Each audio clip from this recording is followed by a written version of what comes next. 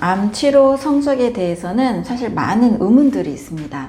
캐나다 맥길 대학교의 암 전문의 118명에게 이렇게 질문을 했습니다. 당신과 당신의 가족이 암에 걸린다면 현대의 항암 치료를 하겠습니까? 화학요법을 사용하겠습니까? 라고 질문을 했을 때 무려 75%가 화학 치료를 하지 않겠다라는 답변을 했습니다.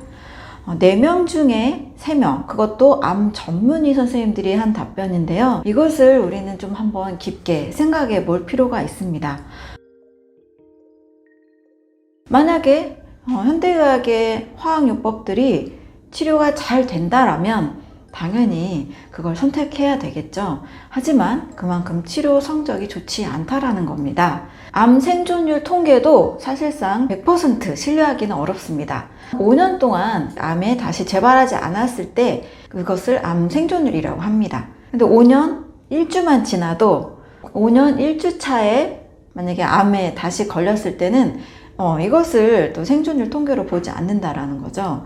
그래서 1950년대 이후에 2000년이 넘은 이 시점에서도 암 치료 성적은 향상됐다라고 보기가 어렵습니다. 방사선 치료라는 것은 100년 전과 똑같은 치료를 하고 있는 거죠. 말과 마차가 지나가던 그 시대에 했던 치료와 변함이 없다라는 사실입니다. 요즘은 불멸이다, 올해 노화도 질병이다 하면서 노화까지 극복하는 어마어마한 의학 기술을 가지고 있는 시점인데도 암에 대해서는 치료가 바뀌지 않았다라는 사실은 우리가 한 번쯤 생각해 봐야 됩니다.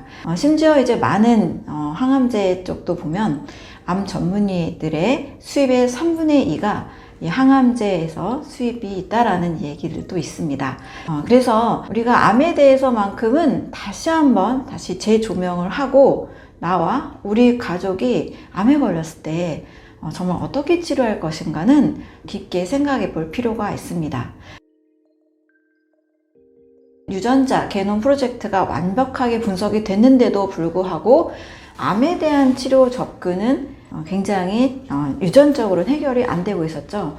표적 치료제다, 면역 항암제다 해서 1세대 세포독성 항암제에 비해서 항암제가 많이 발달하고 바뀌긴 했습니다. 그래도 여전히 1세대 세포독성 항암제를 많이 쓰고 있는 현실에 있고 암세포가 계속 유전자 돌연변을 일으키기 때문에 암은 또 유전자에 기인한 질병이 아니다라는 것에 더 많은 흐름들이 모아지고 있습니다.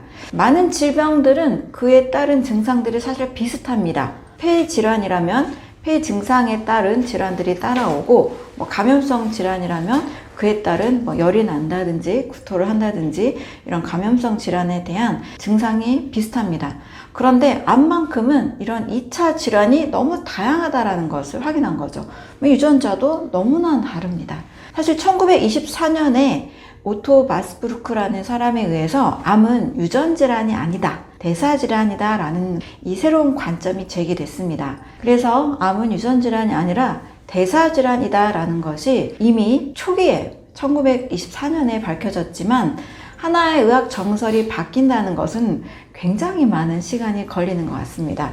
무려 거의 100년이 지난 2012년에 토마스 세이프리드라는 사람에 의해서 암은 대사질환이다 라는 책이 다시 나오고 이때부터 좀 더 주목하기 시작했습니다. 최근에는 후속 유전학 발견에 의해서 DNA 자체보다 DNA가 변하는 그 환경에 더 주목하기 시작했습니다. 이러한 관점으로 볼 때 암은 유전질환이 아닌 대사질환이다 라고 조금 더 정확하게 확인이 되어 가는 것 같습니다. 암이 대사질환이라는 측면에서 본다면 더더욱이 종양을 제거하고 화학요법이나 방사선 치료나 또 이런 수술에 의해서 암을 접근하는 방식은 더더욱 본질적인 접근은 아니라고 할 수가 있습니다.